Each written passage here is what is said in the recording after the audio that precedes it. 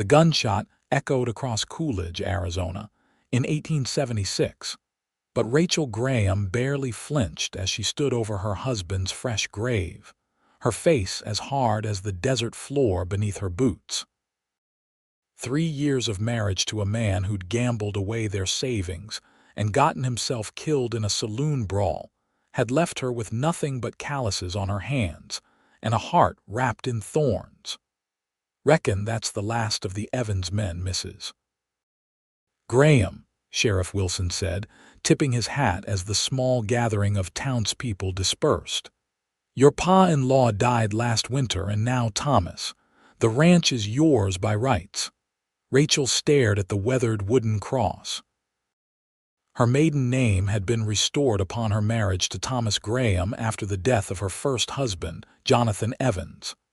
At 26, she'd already buried 2 men. A broken-down ranch with more debt than cattle, Rachel replied, her voice steady despite the weight pressing on her chest. How fortunate for me. The sheriff shuffled his feet. Town council's been talking. Widow twice over, ranch falling apart. They're saying a woman can't manage it alone. Rachel turned her gaze from the grave to the lawman. They've been saying that since I was 19, Sheriff, yet here I stand. Walking away from the gravesite, Rachel felt the stares of the townspeople following her. Their whispers reached her ears despite their attempts at discretion. Poor thing. 2 husbands dead before 30. Bad luck follows that one. No man will want a twice widowed woman. Rachel kept her spine straight and her eyes forward. The last comment stung the most, though she'd die before showing it. What cut deeper than their pity was the grain of truth in their words. Who would want a woman with her history?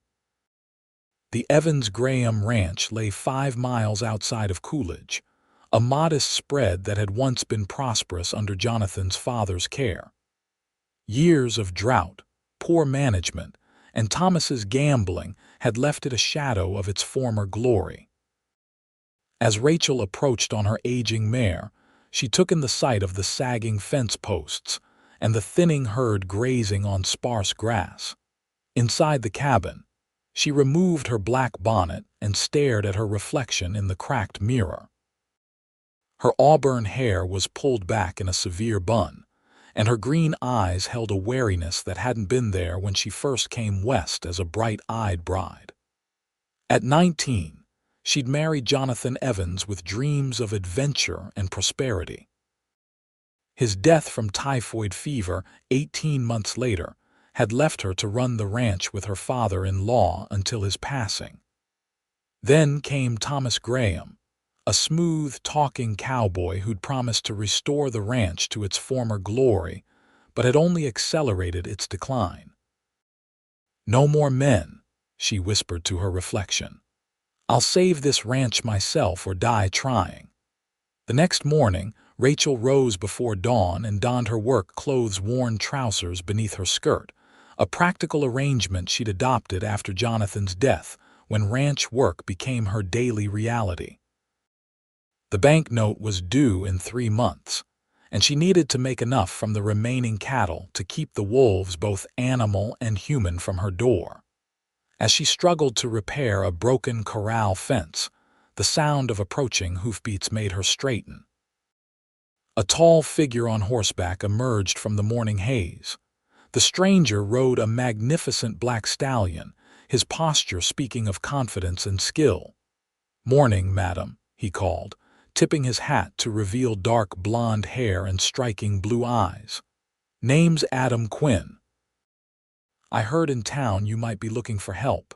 Rachel leaned on her hammer, studying him suspiciously. "And who told you that?" Sheriff mentioned a widow with a struggling ranch.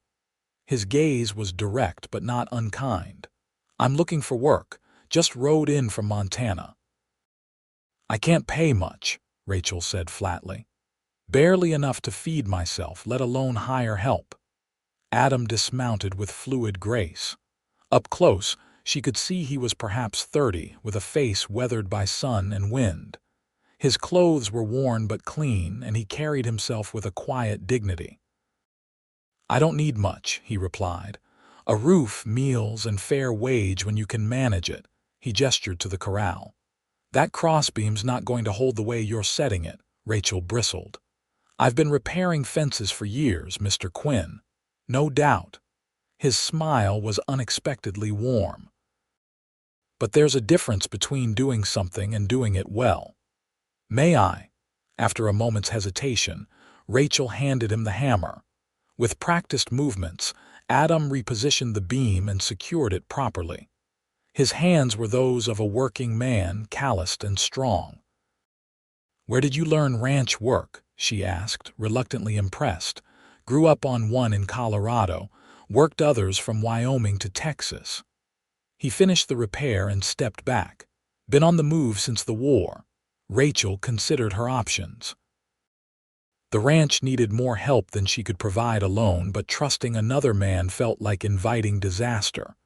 Yet there was something about Adam Quinn that seemed solid, unlike Thomas's flash and charm. "1 week," she finally said. "We'll see how it goes. You can sleep in the bunkhouse.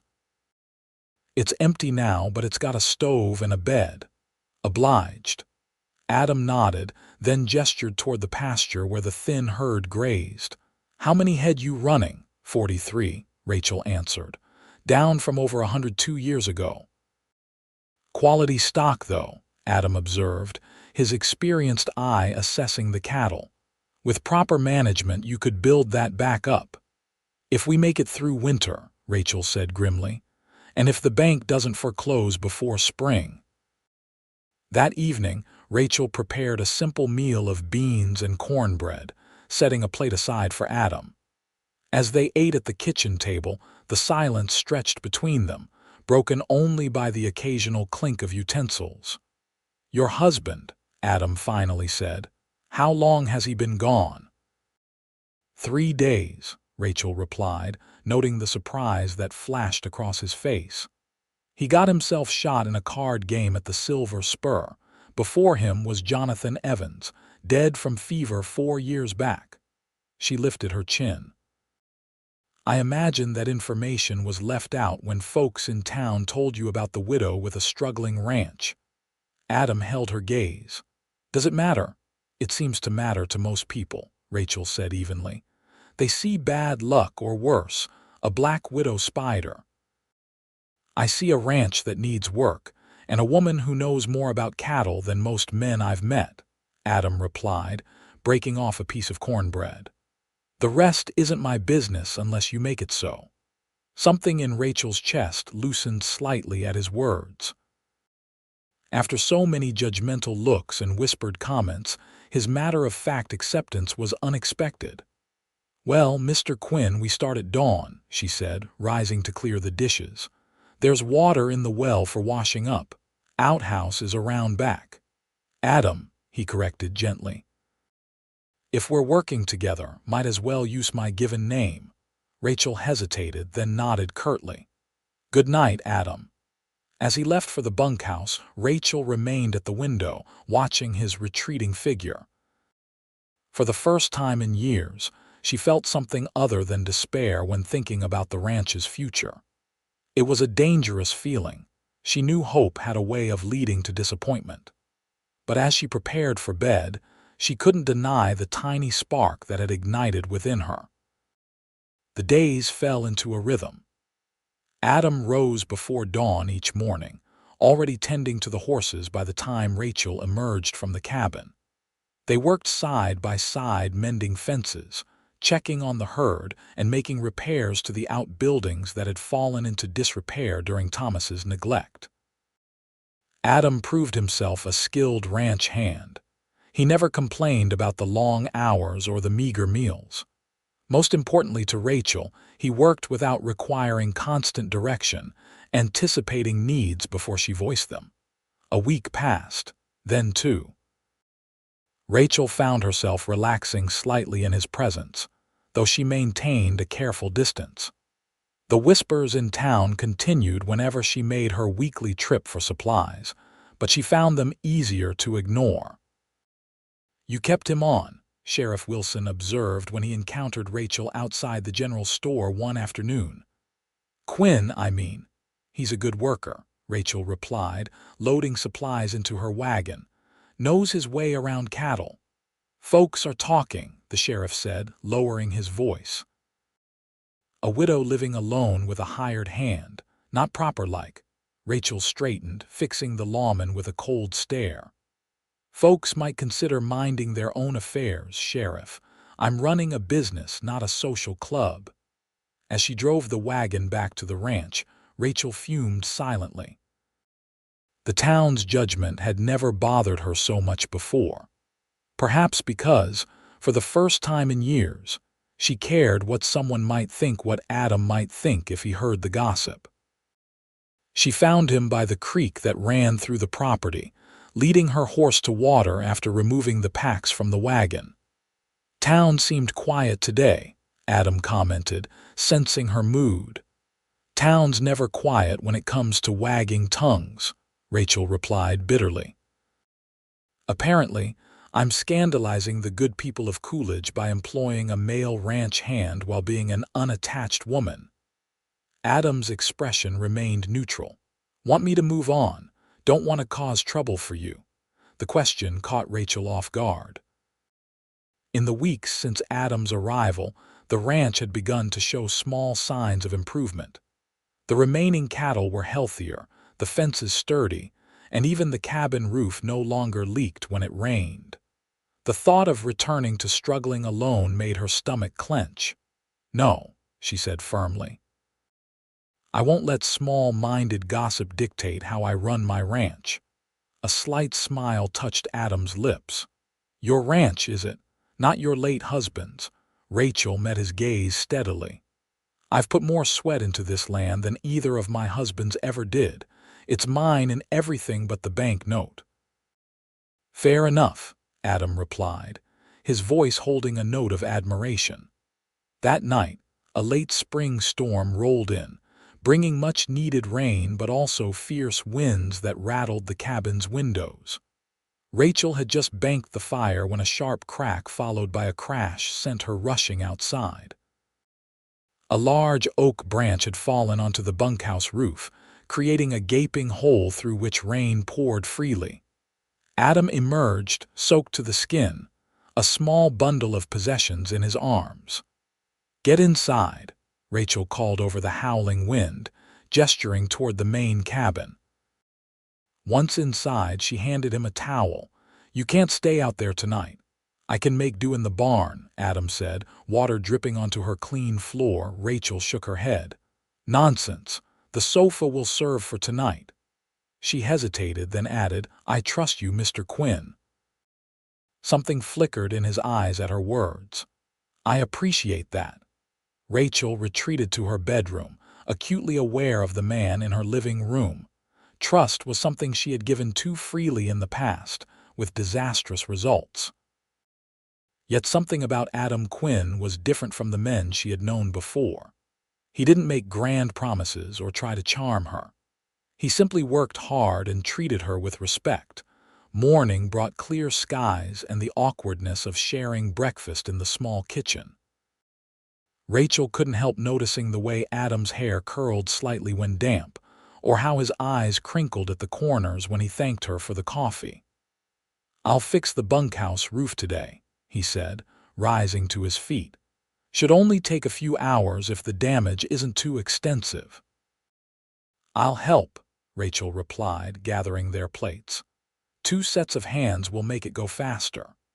Working together on the roof, passing tools and holding beams in place, Rachel found herself more at ease with Adam than she had been with anyone in years. He asked her opinion, listened when she spoke, and never once suggested she was incapable because she was a woman. How'd you come to be in Arizona? She asked as they nailed down the last of the replacement planks. Adam was quiet for a moment. After the war, I couldn't settle. Kept moving south and west. Worked ranches, drove cattle, did odd jobs. He paused, wiping sweat from his brow. Lost my family farm in Colorado to taxes while I was fighting. Nothing to go back to. Rachel nodded, understanding the loss in his voice. I came west as a bride from Boston. My parents died in a fire when I was 16. Lived with an aunt until I met Jonathan. He promised adventure and a fresh start. And did you find it? The adventure. Rachel looked out over the ranch, her ranch with its struggling herd and weathered buildings. Not the kind I expected, she admitted. But I found something else. A place where I belong. As spring turned to summer, the ranch began to show real improvement. Under Adam's guidance, they culled the weakest cattle and focused on strengthening the remaining herd. He taught Rachel new techniques for breeding and grazing that would increase their chances of turning a profit. "The bank note comes due next month," Rachel said one evening as they sat on the porch after a long day's work. "I'm still short." Adam leaned forward, resting his elbows on his knees. "There's a cattle buyer coming through from the railroad. Word is he's offering good prices. If we can get our best steers to Tucson by next week, we might make enough." "Tucson's a 3-day drive," Rachel mused, calculating the risks. "We'd need to leave most of the herd unattended." "I could ask the Wilsons' boy to check on things," Adam suggested. "He's responsible enough." Rachel considered the proposal. "It's worth trying, better than losing everything to the bank." The cattle drive to Tucson was grueling. Summer heat beat down mercilessly as they guided the small herd across the desert landscape. Rachel rode alongside Adam, her skin bronzed by the sun, her hands as calloused as any cow hands. On the second night, as they camped under the stars, Adam passed her a cup of coffee. Their fingers brushed, sending an unexpected spark through Rachel's body. She pulled away quickly, but not before noticing the intensity in Adam's eyes. "You're good at this," he said softly. "Better than most men I've ridden with." Rachel stared into the campfire. "Necessity is an excellent teacher." "It's more than that," Adam replied. "You have a gift for understanding the land, the animals. It's rare." His words warmed her more than the coffee. For years, she'd been fighting to prove herself capable to her husband, to the townspeople, to herself. Adam's acknowledgement of her skill felt like a balm to an old wound. In Tucson, they found the cattle buyer, a gruff man named Holbrook who examined their steers with a critical eye. "Decent stock," he pronounced finally. "I'll give you $20 a head." "28. Rachel countered, standing her ground despite the man's dismissive glance. "These are prime beef, grass-fed and healthy." Holbrook scoffed. "Lady, 22 is my final offer. Take it or drive them back home." Rachel felt Adam step closer, his presence solid beside her. "The lady said 28, he stated quietly. "And she knows cattle better than you or I ever will." After a tense negotiation, they settled on $25 per head, enough to cover the bank note with a small margin left over. As they rode back toward Coolidge, Rachel felt a lightness she hadn't experienced in years. "Thank you," she said as they made camp on the return journey, "for backing me with Holbrook." Adam looked up from where he was tending the fire. "I only spoke the truth. You do know cattle better than most." "Still," Rachel persisted, "most men wouldn't acknowledge that, especially not to another man." "I'm not most men," Adam replied simply. That night, as Rachel lay in her bedroll looking up at the stars, she allowed herself to consider the possibility that had been growing in her mind over the past months. Adam Quinn was unlike any man she had known before, steady, hardworking, and respectful of her abilities. More troubling was the realization that she had begun to care for him in a way that went beyond appreciation for his help with the ranch. "Foolishness," she whispered to herself.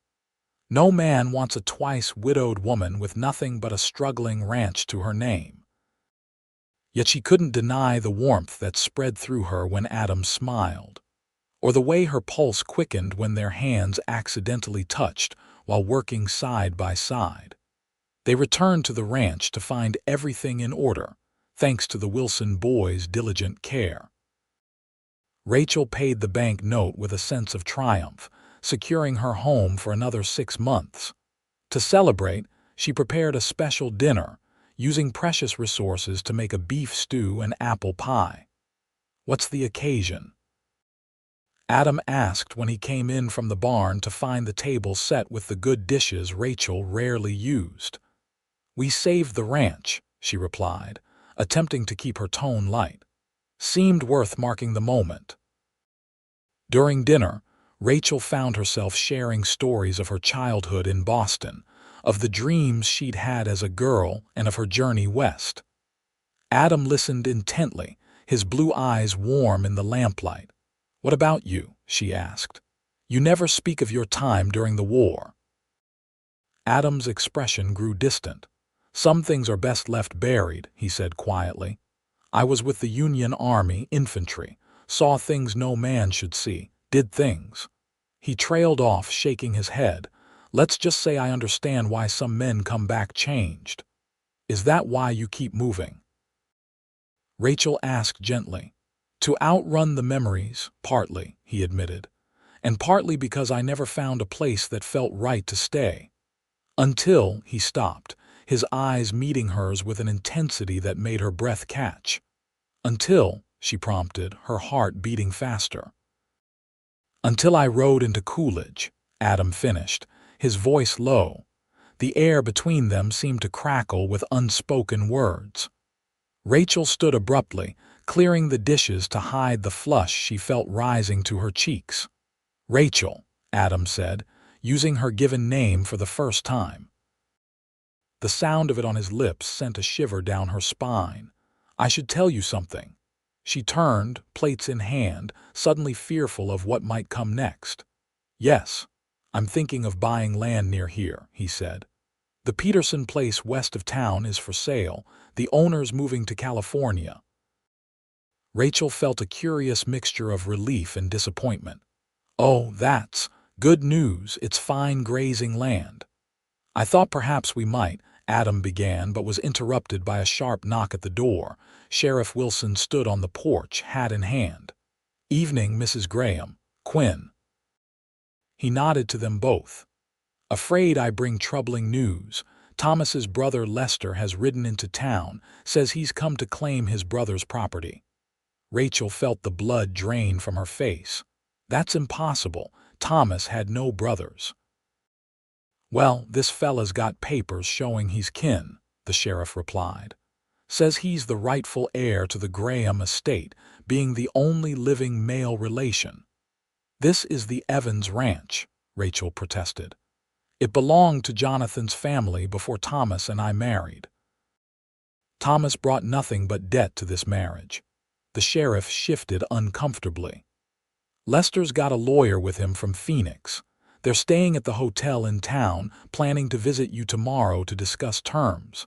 After the sheriff left, Rachel sank into a chair, her mind racing. "This can't be happening, just when we've started to turn things around." Adam pulled up a chair beside her. "Did Thomas ever mention a brother?" "Never," Rachel said firmly, "and I would have known. We may not have had a loving marriage, but we lived together for nearly 2 years. He spoke of being an only child more than once." "Then this Lester is likely an imposter," Adam concluded. "But that doesn't mean he can't cause trouble, especially with a lawyer backing his claim." Rachel spent a restless night, her hard-won security once again threatened. By morning, she had made a decision. Dressed in her best skirt and blouse, hair neatly pinned, she waited on the porch for her unwelcome visitors. They arrived mid-morning. Lester Graham, a wiry man with a calculating gaze, and his lawyer, a pompous-looking individual named Hargrove. Adam stood slightly behind Rachel, his presence reassuring. "Mrs. Graham," Lester said with a smile that didn't reach his eyes. "A pleasure to meet my brother's widow at last." "Curious," Rachel replied coldly, "that in 2 years of marriage Thomas never once mentioned having a brother." "We were estranged," Lester explained smoothly. "Family disagreement. But blood is blood, and now that poor Thomas has passed, I'm here to claim what's rightfully mine." Mr. Hargrove cleared his throat.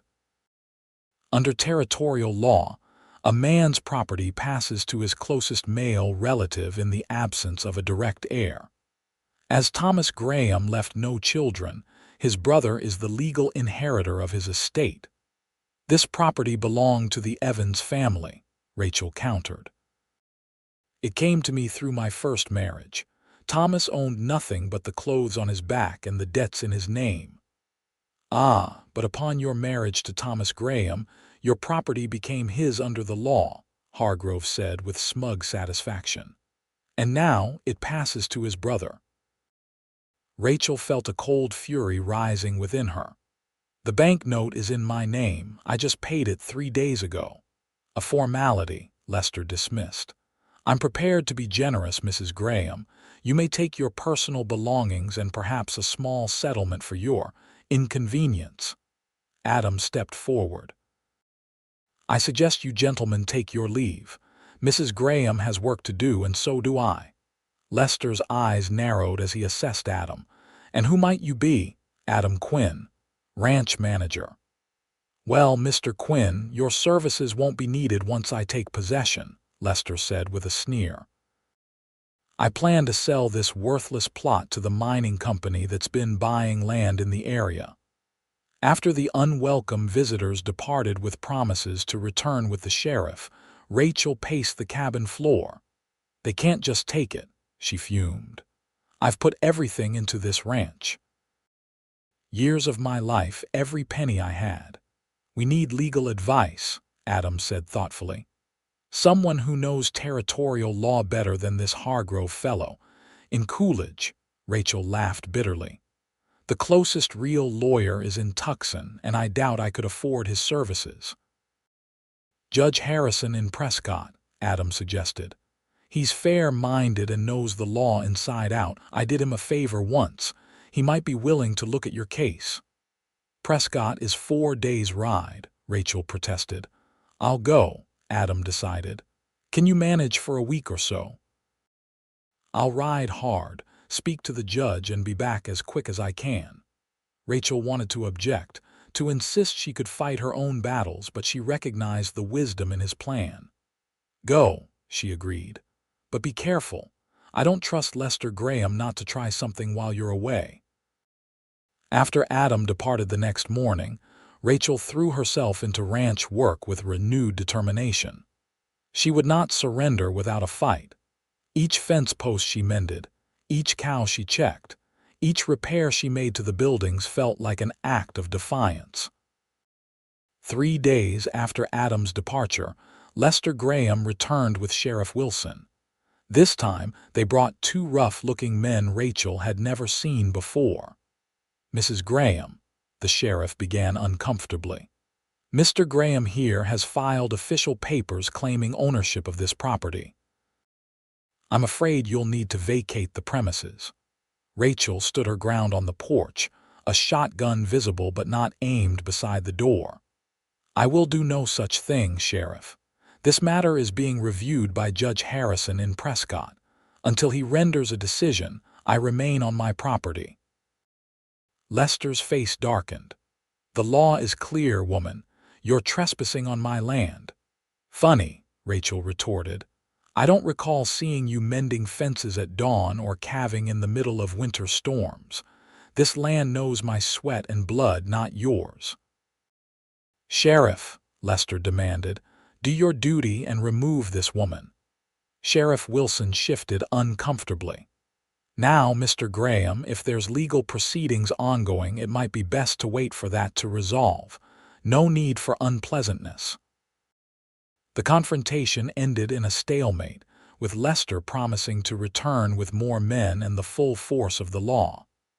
After they left, Rachel sank onto the porch steps, trembling with anger and fear. That night, she was awakened by the smell of smoke.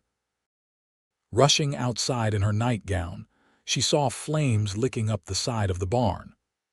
Without hesitation, she ran to the well, filling bucket after bucket to douse the fire before it could spread. By dawn, exhausted and smoke-stained, Rachel had managed to save the barn structure, though part of the roof was damaged. The cattle, thankfully, had been in the pasture.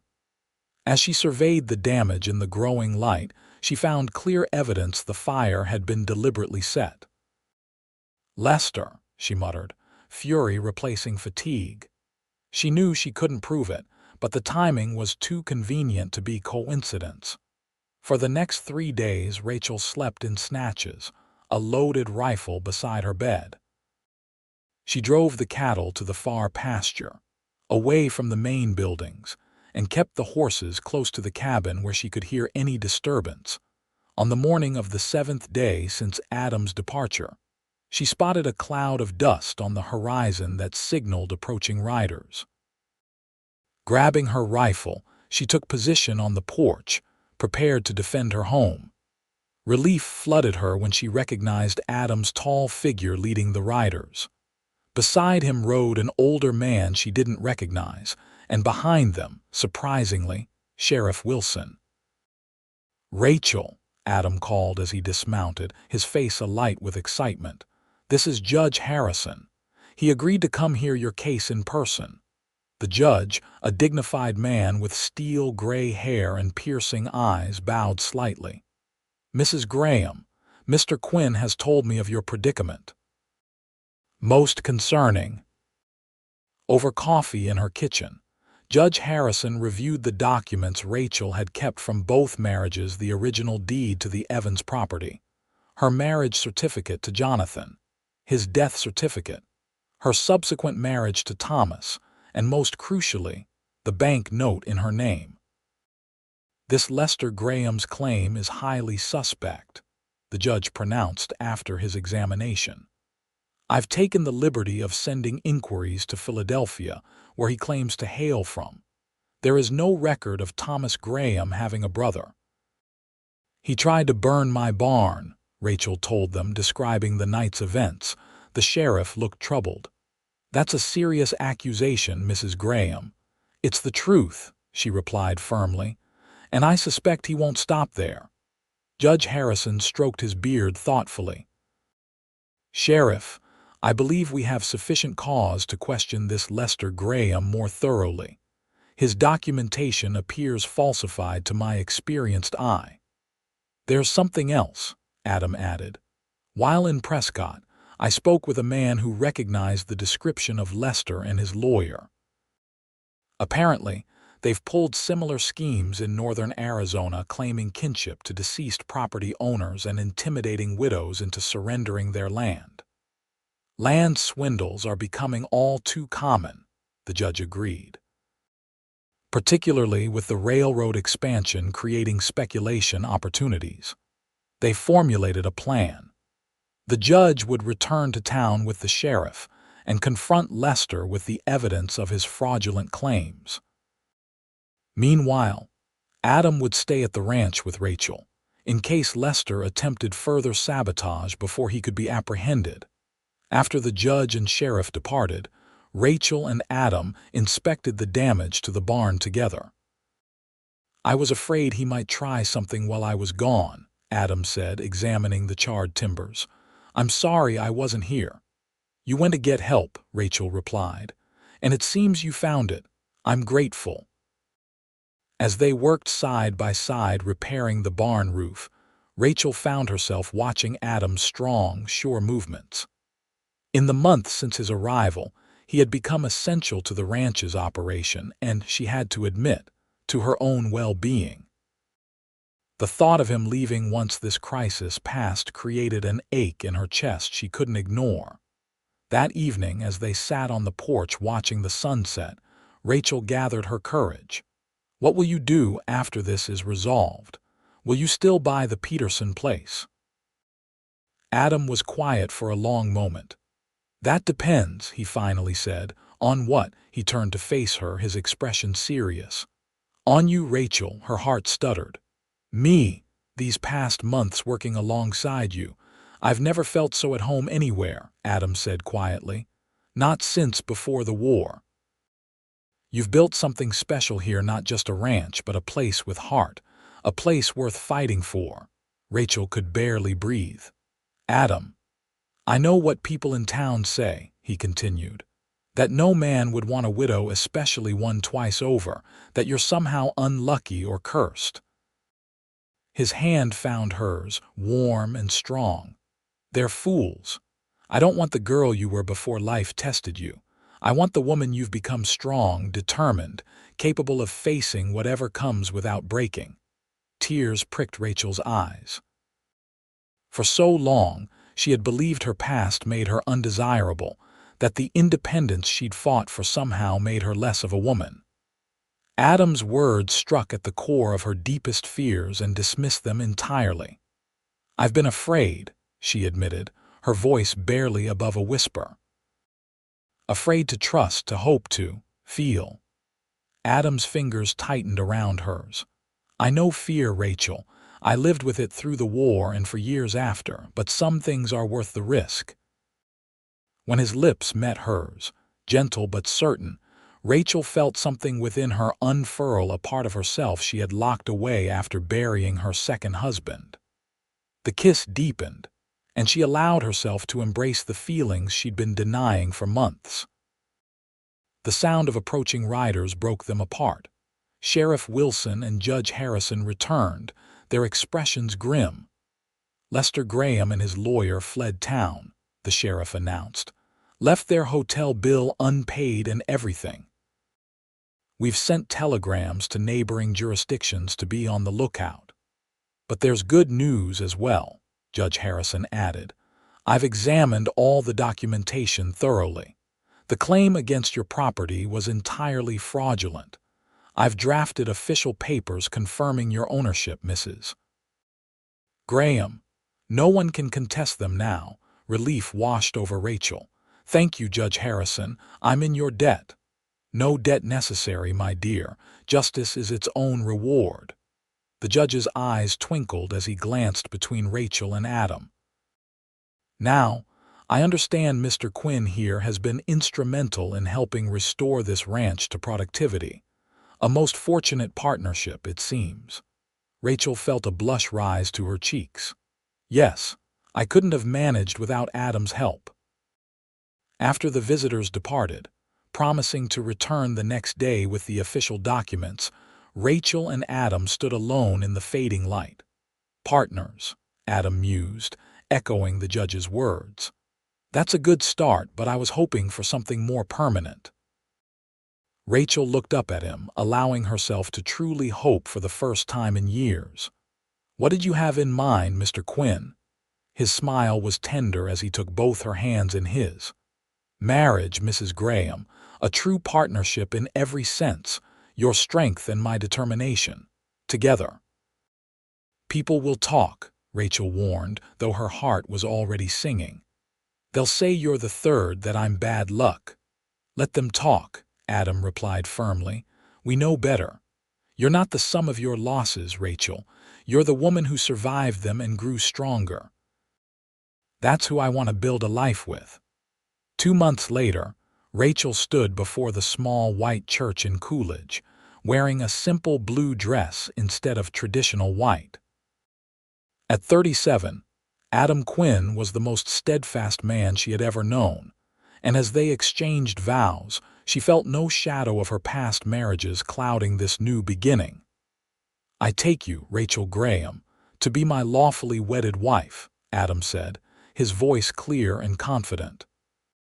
To share in your strength and to offer mine in return from this day forward. The townspeople who attended the ceremony still whispered, but Rachel no longer cared. The only voice that mattered was Adam's as he promised to stand beside her through whatever challenges lay ahead. That night in the cabin that was now truly their home, Adam held her close. Mrs. Quinn, he murmured against her hair, has a nice sound to it. Rachel smiled in the darkness. It does, she agreed, though I hope you don't mind that the ranch sign still says Evans. A ranch should have history, Adam replied, and yours is worth honoring. Ours now, Rachel corrected, feeling a contentment she had almost forgotten was possible, The ranch flourished under their combined care.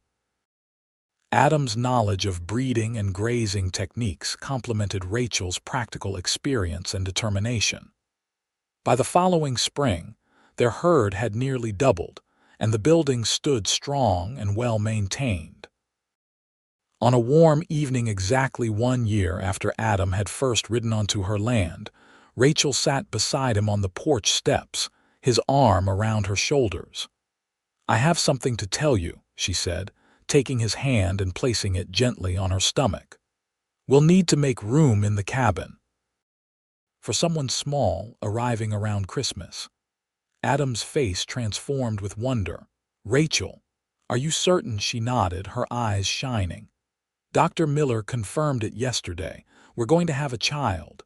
His whoop of joy echoed across the yard as he lifted her in a careful embrace. "A baby," he marveled. "Our baby." The news spread quickly through Coolidge. Some still muttered about Rachel's past, but most offered genuine congratulations.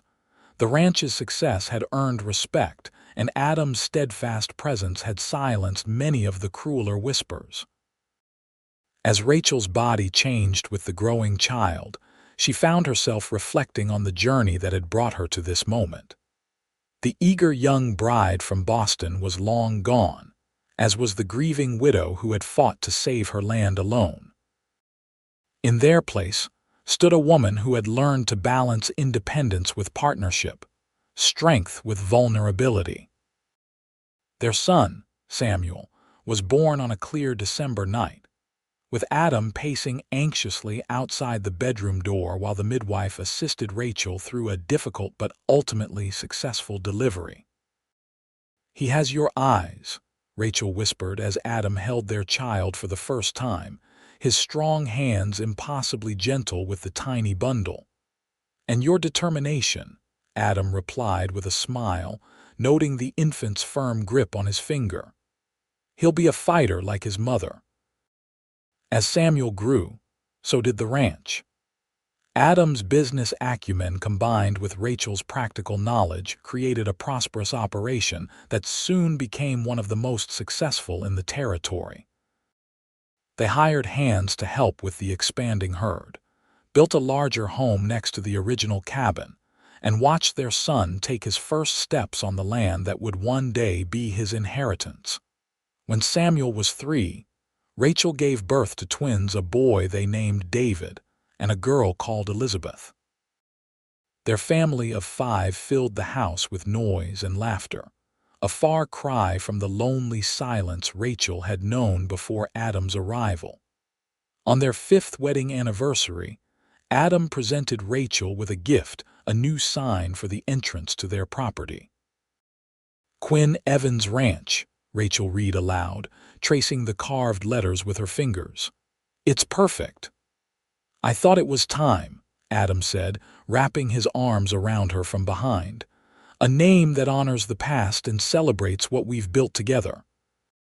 Rachel leaned back against his solid chest, watching their children play in the yard with the ranch dogs. "Did you ever imagine this?" she asked softly. "That day you rode in looking for work." "Not in my wildest dreams," Adam admitted. "I was just a drifter, moving from place to place. I never expected to find a woman who would challenge me, inspire me, and love me despite knowing all my flaws." "I never expected to love again," Rachel confessed. "After Thomas, I thought that part of me was dead." Adam turned her in his arms, his blue eyes as warm as they had been on the day he'd first declared his feelings. "I'm grateful every day that you proved yourself wrong." 10 years into their marriage, as they sat on the porch of their home watching the sunset, a daily ritual they maintained despite their busy lives, Rachel reflected on how completely her life had transformed. Samuel, now 9, showed a natural affinity for ranch work, shadowing his father with serious dedication. The twins, 6 and full of mischief, brought constant joy and occasional chaos. "Remember that day in town?" Adam asked, his thoughts seemingly aligned with hers. "When old Mrs. Whitaker told everyone at church that you'd soon be burying husband number 3. Rachel laughed softly. And you told her you planned to live to be 100 just to spite her.